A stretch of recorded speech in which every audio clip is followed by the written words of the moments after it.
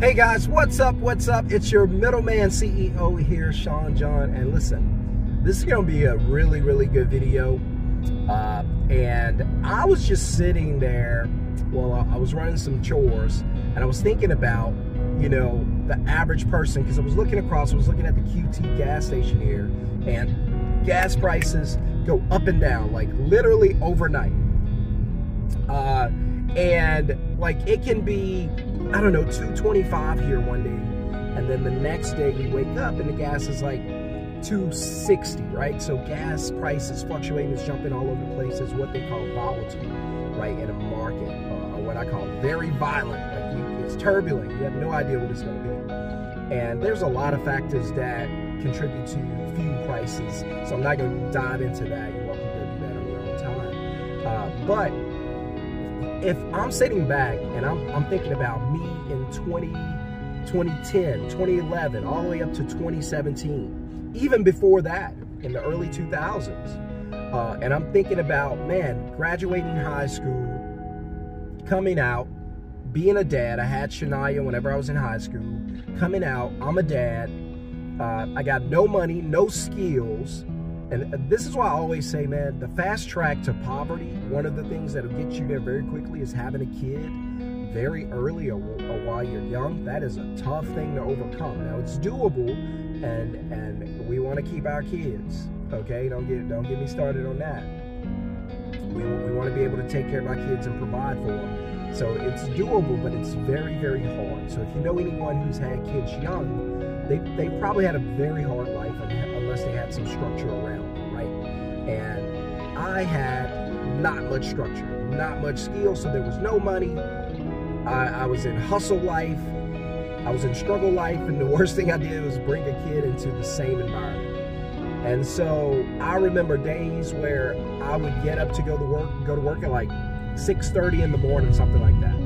And I would wake Shania up, get her dressed, and because her mom and I were very young when we had her, so we weren't together. We lived in the same city, so she was able to go back and forth, but I was blessed to have her like most of the time, like I'd say like 80% of the time. And so she was living with me. I got to raise her pretty much, you know, until she got into high school and she wanted to spend more time with her mom, but that's fine. We have a great relationship. But up until then, you know, raising her, the upbringing, you know, a lot of that fell on me during the week. And so I remember I would wake Shania, you know, I had no money, but I was going to work. I would have like a Hot Pocket. I would have like a Hot Pocket for lunch or for breakfast, and that would try to get me all the way to lunch.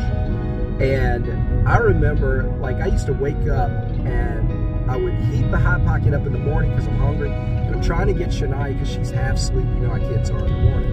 She's half asleep. I got her dressed. I put her in the vehicle, buckle her up. We got to get to daycare because daycare is going to serve her breakfast. So we're shooting off to daycare. And she used to always do this thing. It's cute now, but it really used to annoy me back in the days. She would wake up because she would smell the Hot Pocket. She was like 5, 6, 7, something like that. And she would smell the Hot Pocket.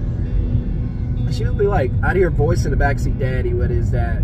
And I'd be like, "Shania, it's a Hot Pocket." She'd be like, "I want some." So I passed the Hot Pocket back to her. And, you know, this got to get me all the way to lunch, and the Hot Pocket ain't much.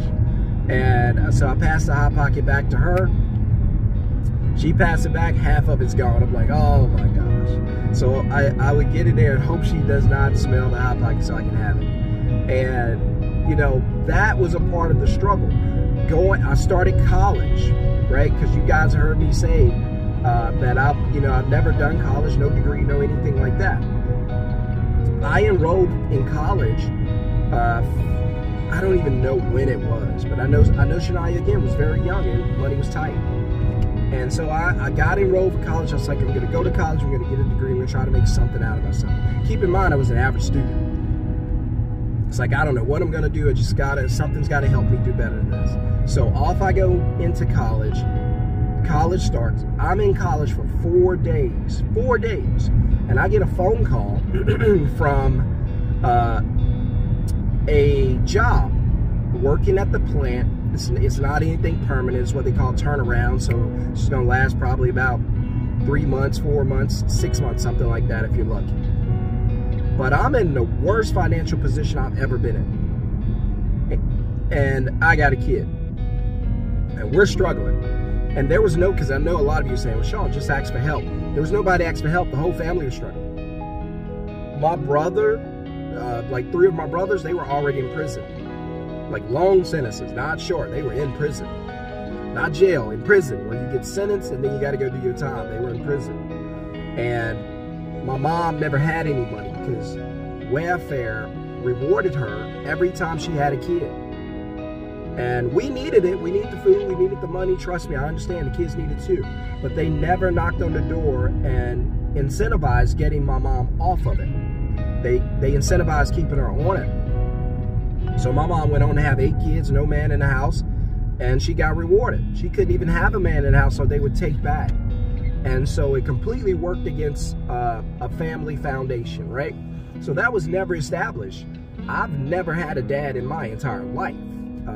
I don't even know my real dad. My kids don't know. So when people ask, hey, what are you guys mixed with? We don't know.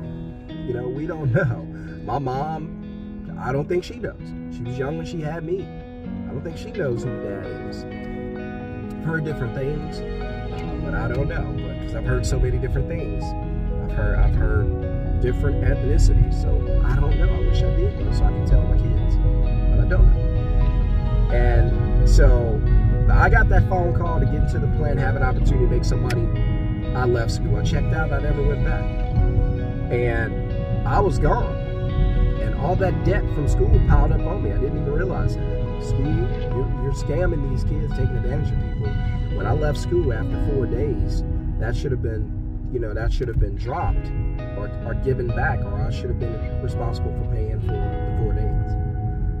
But they don't care. It's just don't get me started on that. And there I was working in the plant, dropped out of college and never went back. Because why? I had a kid and I had to go to work. I had to bring in money. I couldn't just sit in school all throughout the day and then try to find work at night when I had to be home with the baby. So the schedule had to line up. It was a hard life. So that got me to thinking about the average person today. If I was the average person today, I would be terrified. If I was the average person today, I would be horrified. I would be living in a state of constant anxiety, not knowing what was next, not knowing how I'm going to make a living, pay these bills, take care of these kids, put food on the table, all of those things. How do I know I would be doing this? Because that's what I was doing back before 2017 for a long time, right? A long time, I didn't know how I was going to pay these bills.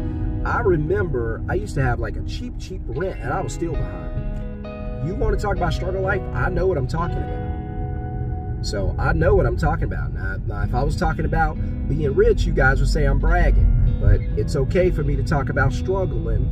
And it's okay for me to talk about being financially strapped. Nobody's going to say anything about that. And we got to get out of that mindset to where that's a positive thing when somebody elaborates on that as far as, you know, they haven't really accomplished a whole lot. No, I'm not telling you that for that reason. I'm telling you this to tell you that that's not where you want to be. And if you're in a financial, like in a financially strapped situation today, number one, you're not alone. So don't beat yourself up. It's not just you, right? There's a lot of people dealing with it. Number two, you got to start figuring some things out. You got to look around and you got to figure some things out. And you got to say, wait a minute, I don't like this feeling. I don't want to be living like this. We got to figure some things out. What in the world can we do? And that's going to be your mission. That's going to become your mission. And so part one of that, again, is the reprogramming of the mindset.